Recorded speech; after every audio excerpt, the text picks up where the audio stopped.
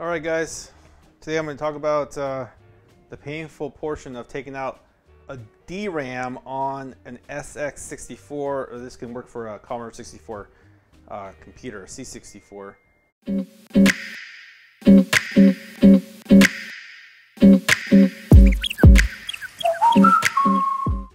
I can only speak on those two because those are the ones I have. I do want to say that you are looking at a die card, like when you stick your diagnostic card into your C64, keep in mind that the print, when it shows up which of these memories are actually bad, there's 8 of them, right? It may not be these 8, even though it says, hey, this guy and that guy are bad. It could be this chip right here, is what I'm told from the forums. I highly recommend you join the Facebook group. Great group of guys supporting each other there. But the painful process here that I'm trying to express is when you flip this over and you suck all of the, and I use a lot of flux here, as you can see. I haven't cleaned it up yet, but I was like removing, sucking, and just it's a daunting task. It's a painful process.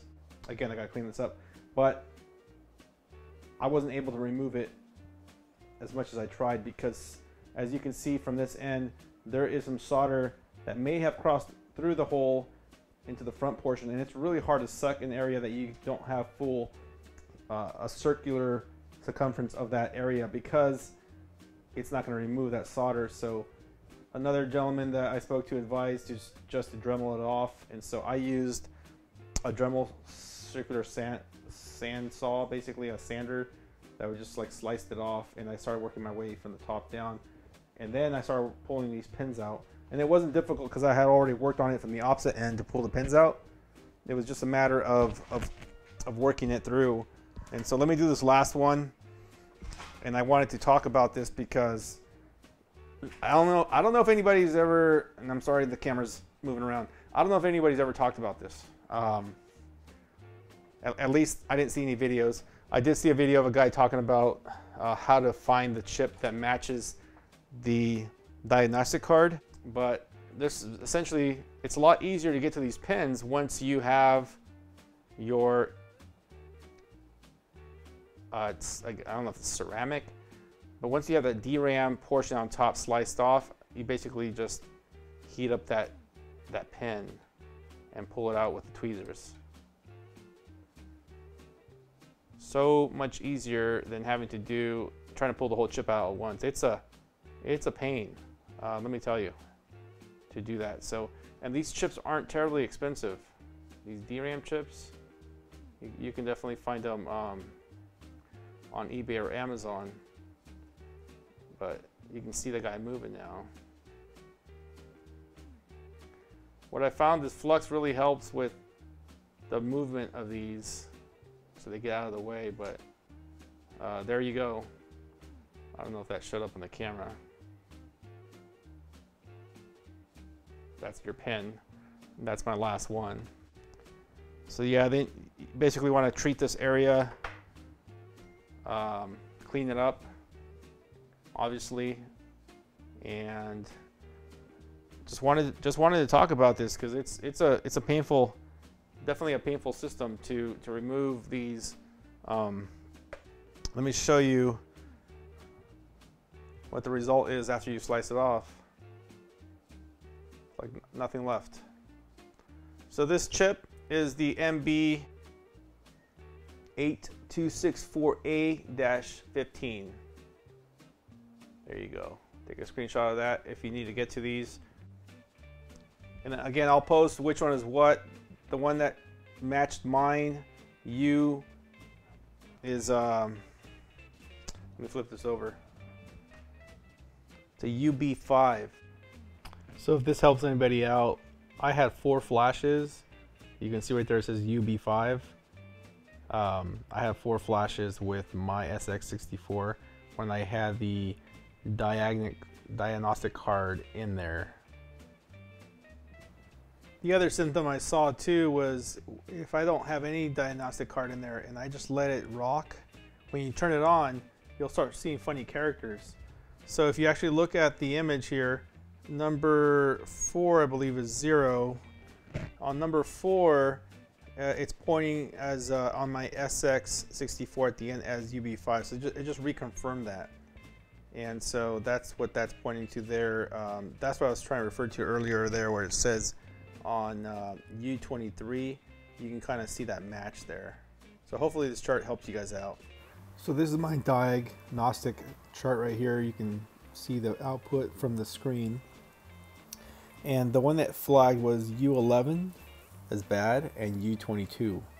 And this is what I was trying to point out, that we know that this 4164 is our DRAM chips, but if you look at U11 on the standard C64 chart, it does not match to the stamp that's actually on the SX-64. So that's why the previous screen, it shows you exactly how these are all tied.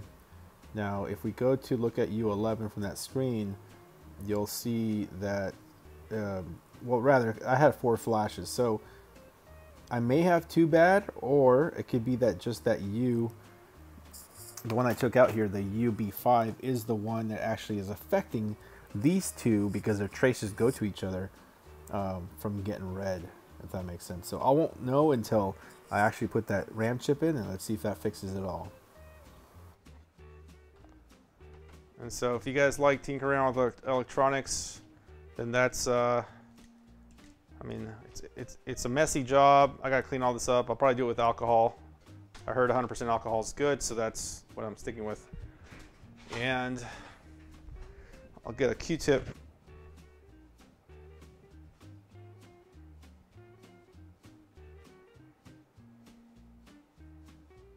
Yeah, but I think it's smart to talk about this process because, like, again, I didn't see too many videos about it. It is a messy job when you're first starting out because of all the sanding off. If it makes it easier, sand it off first, and then you can throw the flux in and start removing these, so you're not burning the board. And that's what I was trying to avoid. I thought I would try to save the chip in case it wasn't the chip like I mentioned before, at least not that memory chip, but I did watch the video where a guy replaced the memory chip, and he did say that that fixed his deal. I mean, you can see all that dirt that came off of that, and that's from me sanding this guy off. So I do feel like there's a pin here, or it could just be.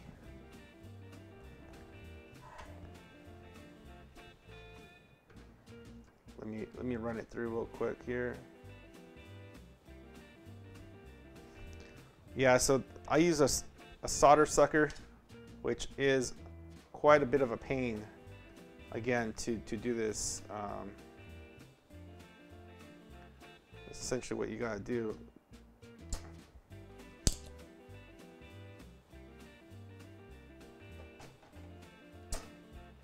Not liking how that's not, I'm gonna throw some more flux on there.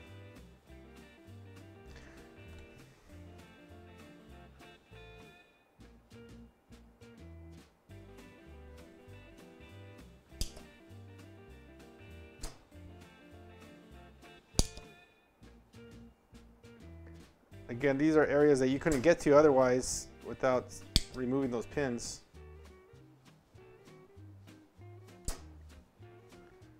So at this point, it's just a matter of getting the right chipsets. And I think I ordered them, or hopefully they come soon, because I'm starting to get anxious that I want to fix my SX-64. I own 2 of these guys, and this was my, at one point, was my perfect unit that I had no issues with. But unfortunately, this is the one, as you may learn from the forums, that my dog had knocked over and broke the keyboard and broke the apparently the memory DRAM, which I'm hoping that's all it was. Again, not sure if that's what it was, but we'll find out once I replace what the the die card sees as a bad deal. So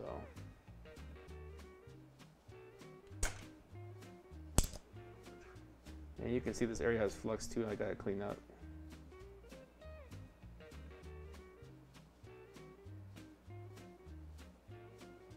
I really like flux when you're soldering. It really just helps ease up the old solder as well. If you haven't watched videos on how to desolder, you always want to throw in some new solder on top of the old one to get it to kind of move. So that process, as an example, will be like this. There we go. Got that guy, which is the other one giving me trouble. I think it's that first one right here.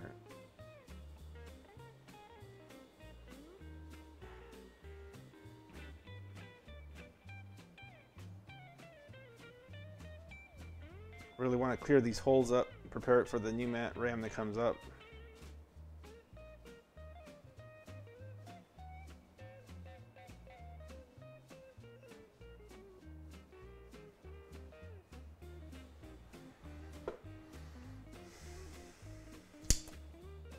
Clean up a few more here.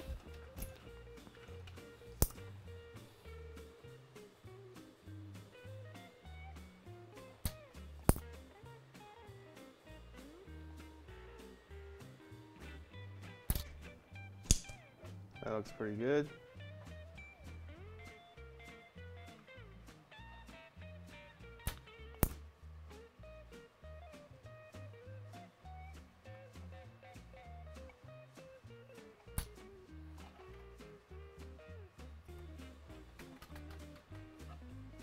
You can actually see some of that solder pass through. On the other side. These are kind of stubborn, the ones at the end. The ones in the middle, I don't see too much of a problem anymore with those.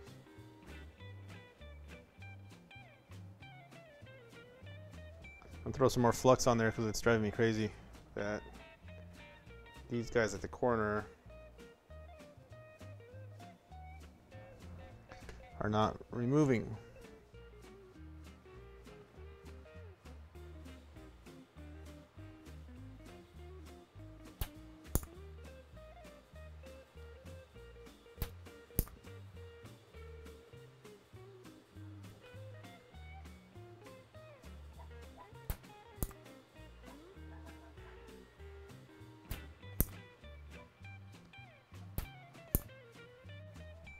That one's a stubborn one. All I see is like solder just wants to keep going back in there and stuff, and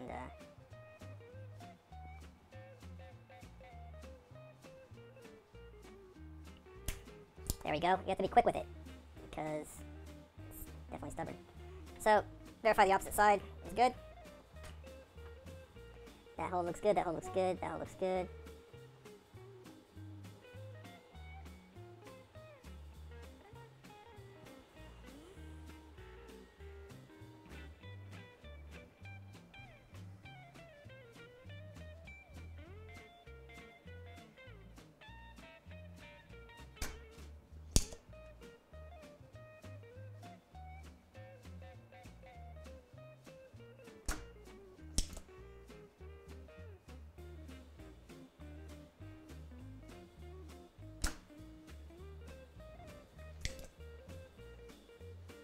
One last one, I think we're good to go.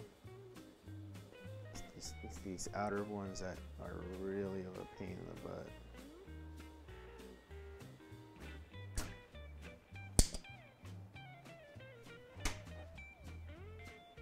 I think that should be pretty good. Gonna clean this up from the flux, wrap it up, and we should be good to go. Not sure where my Q-tip went, so I'll clean up with this brush.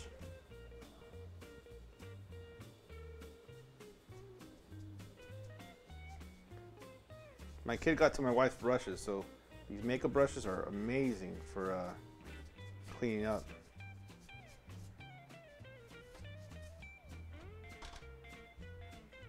So So those men that are married, that have wives that have old brushes, make sure she saves them for you, because let me tell you, these things are amazing. Look how clean that is now.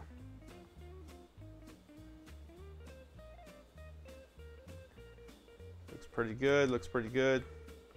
If you wanted to do a dry test, you can by pushing, you can push a rod through it. And I usually clip them off. I was working on a project yesterday where I was taking them off of a resistor. So I shorten my resistors, and you can just poke these through. 1, 2, 3, 4. So far the first 2 sets are good. Yep. Yep. Number 4 is good. There goes 5.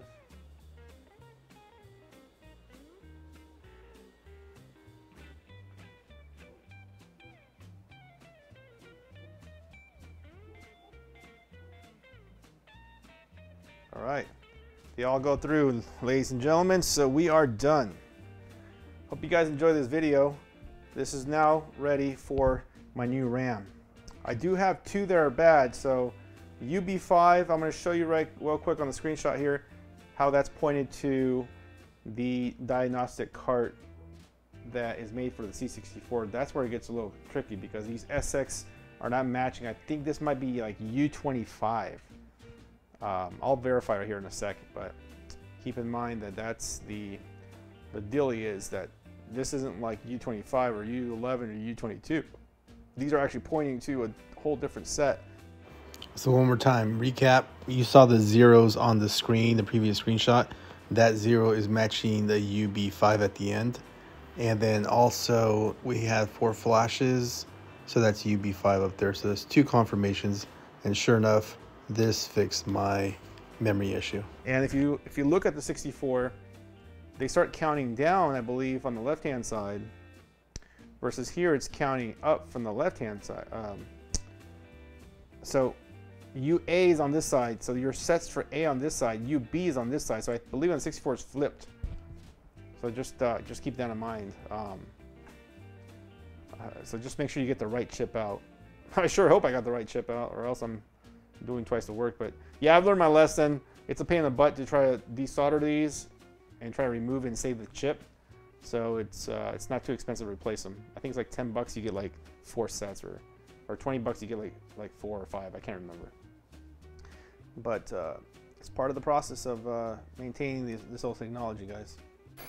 That worked. So the reason we don't have a cursor is because I don't have the I/O board hooked up, but we got 38911. It was just one bad RAM chip. Easy fix. Well, I got my SX-64 working. Castle Wolfenstein's found my old disc. Pretty awesome, eh?